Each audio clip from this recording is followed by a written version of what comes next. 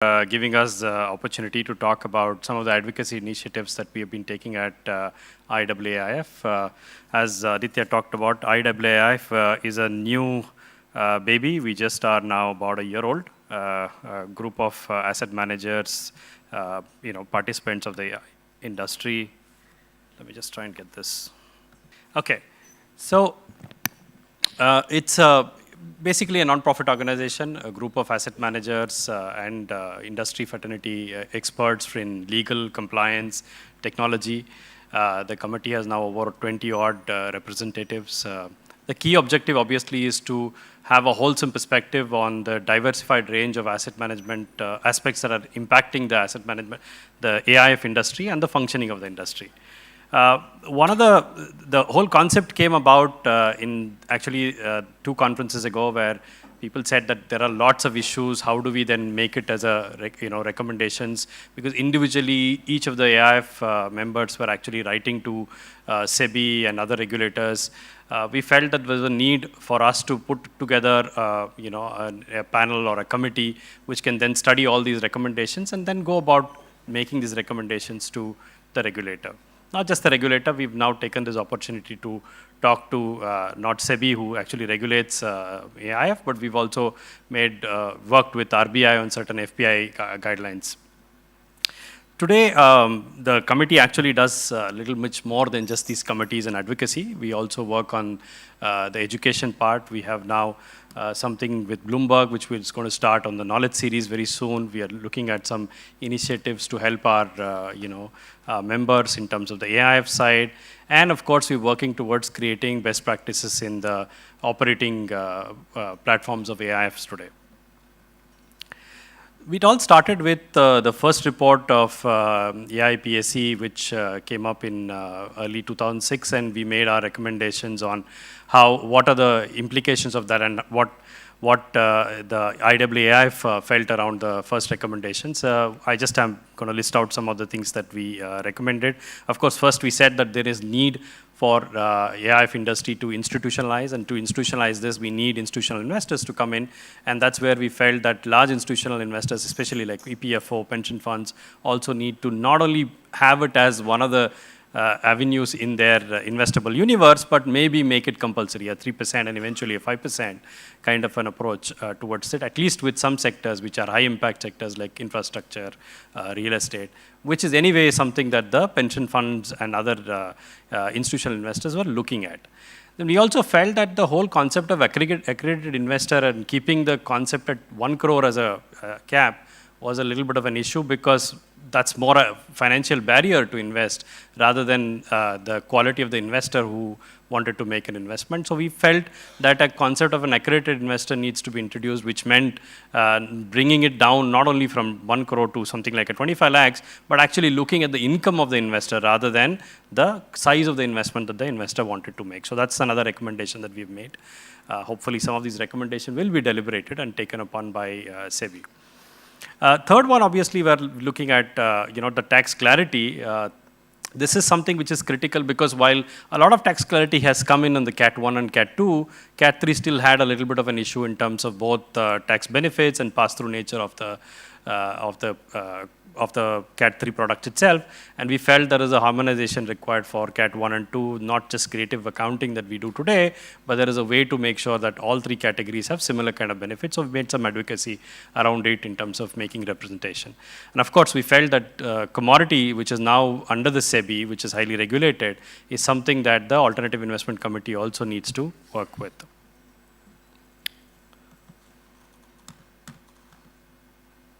You need to get this toolbar out.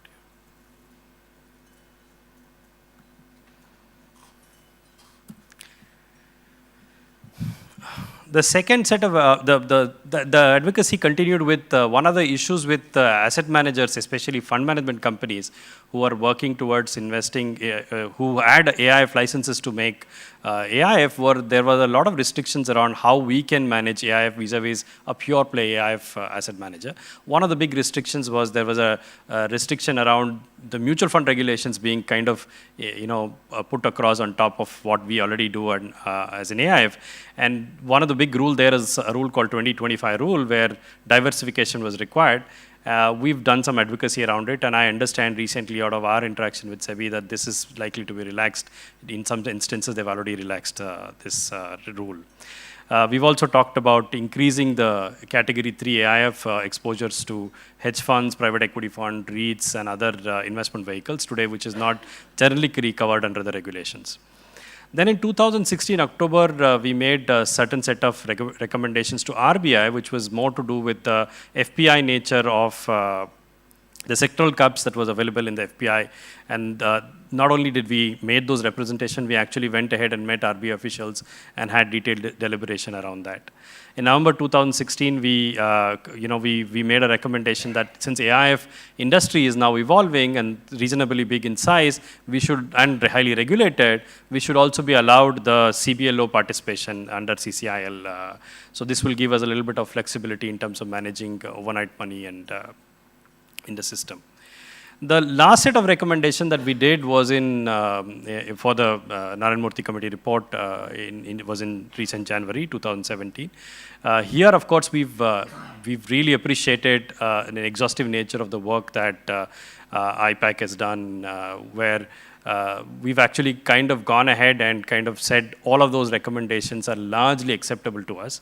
There are certain few regulations, but I'll probably highlight some of them, which are basically to do with institutionalizing the nature of these investments. And I was talking to some of the colleagues just before the conference. One of the big problem of AIFs is the legitimacy of the industry, and legitimacy will come with high transparency, high governance standards, and some of the stuff that the industry has been told to do in the new set of recommendation is some set of disclosures and reporting standards, and we believe this will actually go in a long way in developing the industry. We've also talked about a little bit on how the ownership of Indian AIF versus globally controlled AIF, what kind of process can be followed to identify that, because that kind of helps in certain institutional investors who are taking investment. And of course, tax pass-through is something that's been already recommended in the committee, and we strongly believe that is something that AIF industry needs today, because with kind of a tax pass-through status across all three categories, the attractiveness of the product goes up significantly. One other thing that we discussed about was the angel investing, and I think a large part of the recommendations that the angel investing sector has been asked we are perfectly okay with it. Especially we are asking them to lower the holding period for angel investors to 1 year, extend the period of investing to at least 5 years, lower investment in the portfolio, which we recommended to at least to 25 lakhs from 1 crore, allow angel investors to have maximum of 200 members, allow at least 10% of the angel investment portfolio to the companies that have been incorporated more than 3 years prior to the investments.